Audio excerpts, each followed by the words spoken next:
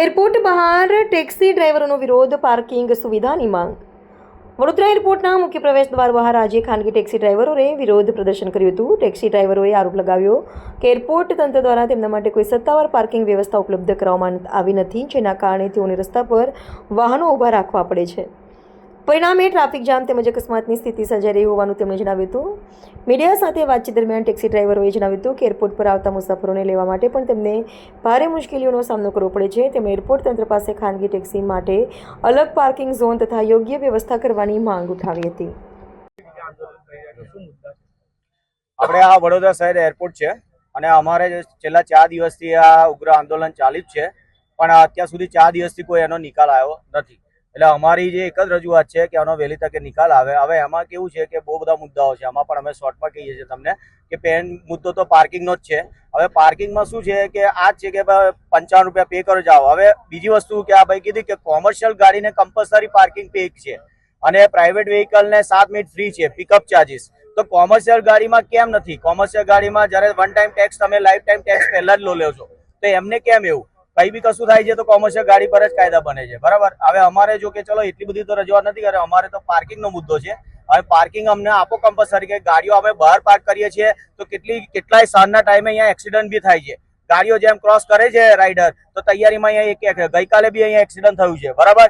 તો પછી વડોદરા શહેરમાં એક્સિડન્ટ થશે એ લોકોને નહીં દેખાતું. એટલે અમારી ઓથોરિટી જોડે અને ખાસ ઉગ્ર રજૂઆત અમારા વડોદરા શહેરના સાંસદ હેમાંગ જોશી સાહેબ એમને અને મેયર ગીતાબેન મકવાણા એમને અમારી ઉગ્ર રજૂઆત છે અને એક વિનંતી છે કે આનો જલ્દ તરીકે નિકાલ આવે.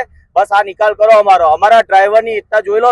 વડોદરા શહેરના જેટલા બી સાંસદ છે બધા જ અમારી એક જ એકતા છે. 4 દિવસથી કોઈ ધંધો કર્યો નથી, ખાધા પીધા વગર સવારના લોકો ઉભા રહ્યા છે, બરાબર?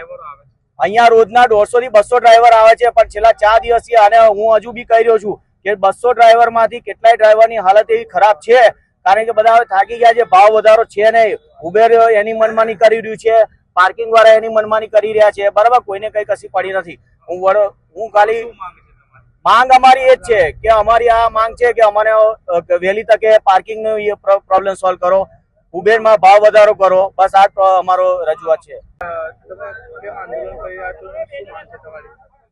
અહીંયા વડોદરા શહેર એરપોર્ટ પર સૌથી પહેલા તો અમારો મેઇન પ્રશ્ન છે ટેક્સી પાર્કિંગનો, કે જે ગાડીઓ અમારી બધી બહાર ઊભી રહે છે, બરાબર? જેના કારણે જે ટ્રાફિક પોલીસ છે અમારા ઈ મેમો ઇસ્યુ કરી દે છે.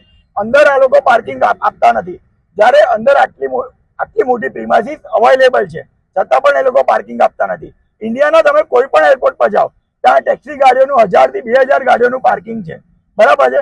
વડોદરાની અંદર આ લોકો એવું કહે છે કે અમે તમને 14 જ ગાડીઓનું પાર્કિંગ આપીએ. તો ભાઈ આપણે ગામડામાં થોડા રહીએ છીએ કે તમે અમને 14 ગાડીઓનું પાર્કિંગ આપશો? એ લોકો કોઈ જાતનું લેટર બતાવવા તૈયાર નથી, કોઈ જાતનું પ્રૂફ આપવા તૈયાર નથી. અને 14 ગાડીઓ કયા હિસાબે ગણે છે? 14 ગાડીઓમાં કોની ગાડી મૂકીશું?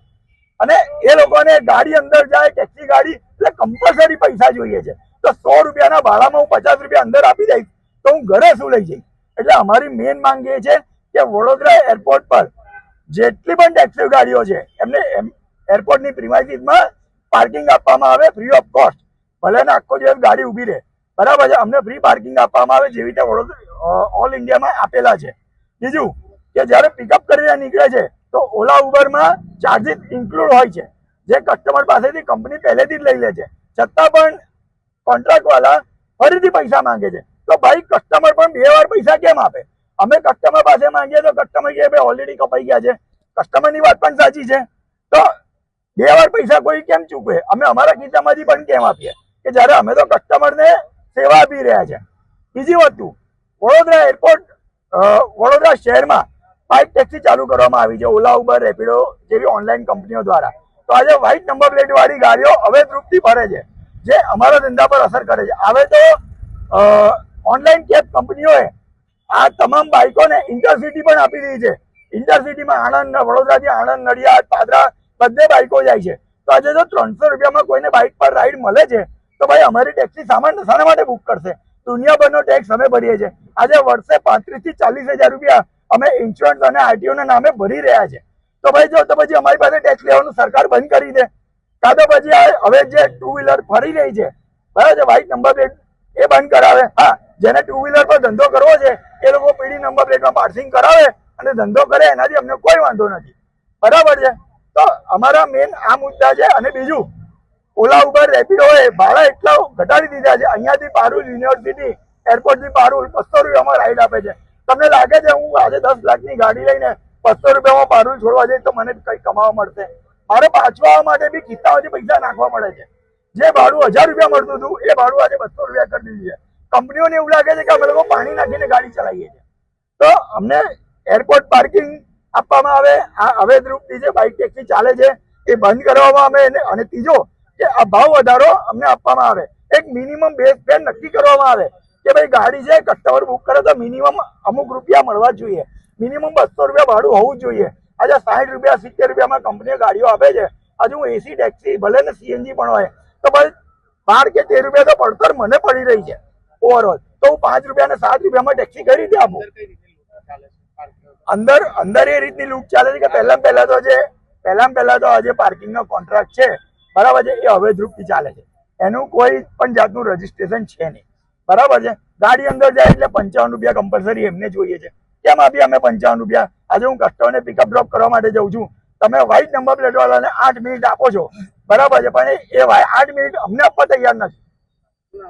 મારું નામ ચિરાગ ઠક્કર છે.